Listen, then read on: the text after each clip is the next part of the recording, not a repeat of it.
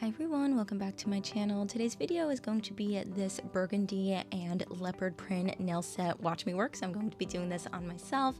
This has been a very trendy design that I've seen going around, and I want to try it for myself.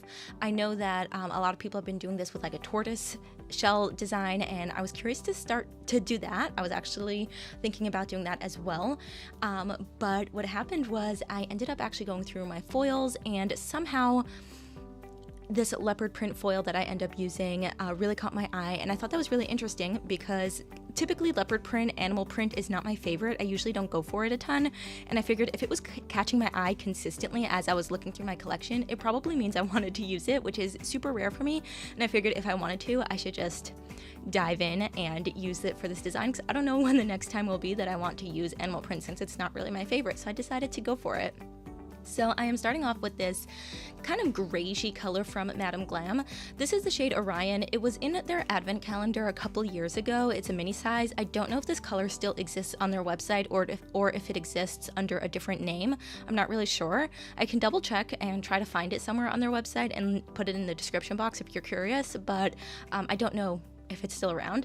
And you can see here I was being quite detailed around the cuticle area using this small detail brush. I have been kind of putting more focus into being a little bit more precise with my nail art.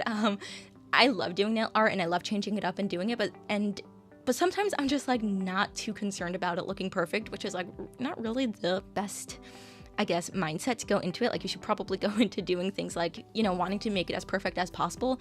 But sometimes I feel like because it's on myself and I don't care to be too perfect with it, I kind of just don't put as much effort into it, as opposed to if I was working on someone else, I'd put a lot more effort into it being perfect. But I figured that was like not the best kind of mindset to have, and I should always be striving towards perfection and doing better and being better in my craft, especially because one day I would love to make this my full-time job. I really want to do nails on other people. I have yet to do so. I've only ever done my friend and my sister, so I haven't really ever done nails on real people, mostly because I'm scared to, and I feel like if I keep perfecting it on myself more and more, I'll be more confident to work on people. Right now, I have a full-time job, a full-time 9 to 5, so this isn't really something that would be, you know, a possibility for me to do full-time, but one day I would really love to. I would love to quit my 9 to 5 one day, so I figured, you know what, if I am not going to be working on other people right now, you know, what I should be doing is perfecting and making it, you know, as good as possible so that when I do start working on other people one day, hopefully soon, I can actually have a really great craft and just a good technique and everything like that. So I've been putting more and more effort into filing my nails, shaping them, and everything like that. And you may have noticed I have been going for this almond shape recently. I used to only do coffin shaped. I loved it because I loved how like sleek and thin it made my fingers look. I kind of have slightly chubby-ish fingers, so I like having longer, more tapered nails. I don't really love the square design so much. I feel like it just makes my fingers look fat. So I like having a slimmer design, but I've been loving this almond shape, and I've noticed that shaping an almond with a file and everything like that has been easier for me to get a more perfected look and more seamless look throughout all of my nails, and they look a lot better. So I've been working on perfecting the shape a little bit, and I have really been loving it. Let me know what your favorite nail shape is down below, because I know it's like such a personal thing for a lot of people. I know some people love their squares, some people love their roundedness, and I just have been really loving the almond, mostly because I can get it to look a lot more uniform somehow with my filing than with the coffin, and I've been enjoying the shape.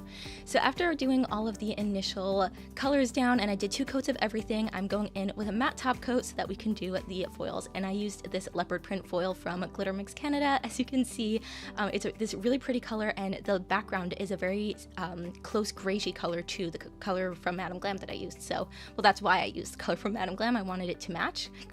So for this nail over here, I'm just doing a French and using this French guide to help me. It has been a huge help. One of the things that I want to perfect is my French nails, because I know it's such a classic look. So many people like it and want to have it on their nails, and because I am hopefully moving towards maybe one day working on real people, I figured I've got to like start doing this French stuff, even though it intimidates me and I'm scared to do it, especially on myself, which is why I like using these shapers over here. And even though you still have to do, or at least I still have to do some perfecting once I remove the French sticker, it really helps get the shape and the curve, which is usually the hardest part of the French, is getting that nice, smooth, even curve. For me, it's always a little bit lopsided. It's always leaning a little bit too much to the left or right. It's hard for me to get that like even curve. So this template over here has really been helpful. And even though I do have to do a little bit of perfecting once I take the sticker off, it's been a huge help. And I think I've been getting, you know, better at my Frenches. Let me know if you've been here long enough to see me struggling with my French nails, even though I don't do it a ton. Let me know if you've been seeing any improvement, because I think I definitely have. So I did that red French on my thumb while I was waiting for the foil gel to cool down from my nails over here, and I'm just going to go in and do the foil. As you can see, it transferred over so beautifully. I really love how it came out. It came out so great. The foil is just like stuck on perfectly. It was really, really nice. And now over here, I am just perfecting the French. You can see it's like a little bit messy. Sometimes if you put too much gel like I did, it kind of seeps under the French sticker template, which is why I like doing my nails matte. It definitely sticks better to a matte nail than it does a shiny nail or even a sticky nail, but it did leave a little bit of sticky residue behind, which is where I'm kind of having a bit of a struggle to get a smooth line. So I would suggest maybe making sure to remove any kind of stickiness left over from the sticker. Yeah, that's something I probably should have done. I just didn't think it would be an issue.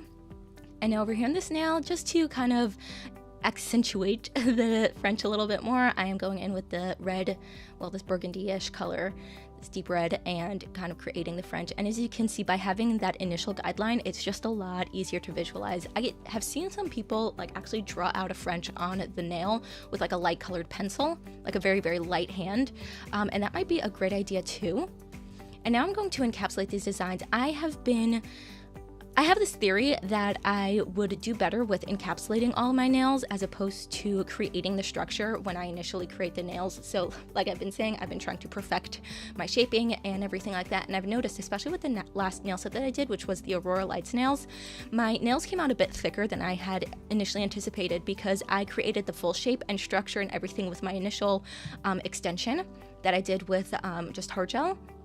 And then when I was doing the design on top, especially because I was using blooming gel, and the blooming gel ended up being thicker than I expected it to, and I ended up doing 2 layers, which I also wasn't expecting to, the nail ended up a lot thicker than I thought it would be because I already had that initial perfect height and perfect shape. And then as I was adding more layers on top of it, it was just getting thicker and thicker. So I am trying to see if doing an encapsulated layer will be better by like having my nails much thinner from the initial get-go, then doing all of the base layer design, and then putting a clear structural layer on top. So that's what I've been working on and seeing if that works out better. Now, as you can see here, I use this Vettsy Rhinestone Glue to stick down my initial rhinestones. And over here on this pinky, I actually end up switching it. You'll see at the end, I ended up switching it because it just wasn't standing out. It kind of blended in with the nail too much. But this Vettsy Rhinestone Glue, unfortunately, was just not my favorite. I ended up switching it out for the Makartt one because it was just super thin and it really didn't hold on to my charms very well. 5 minutes after I finished the set, I went to take out the recycling and the garbage, and one of my bows popped off. If you had noticed, maybe the thumbnail photo, one of my bows is a little bit different from the final shot because I actually lost the charm outside somewhere. I couldn't find it and I had to replace it, and I hadn't yet taken a thumbnail photo. So unfortunately, I would not recommend the Vettsy Rhinestone Glue. They used to have a different one which I used to use, and it was much thicker and I liked it a lot more, but unfortunately this one, it was just very thin and it did not hold on to my rhinestones or my gems or charms or whatever very well. So here is the final set. I ended up, like I said, switching out the gel with the Rhinestone Glue with the Makartt one, and they have been holding up perfectly fine. It's a few days later as I'm doing this voiceover and they are still good. So that was just my little tip over there. This is the final set. I love how it came out. Let me know what you think down below, and I'll see you in my next one. Bye!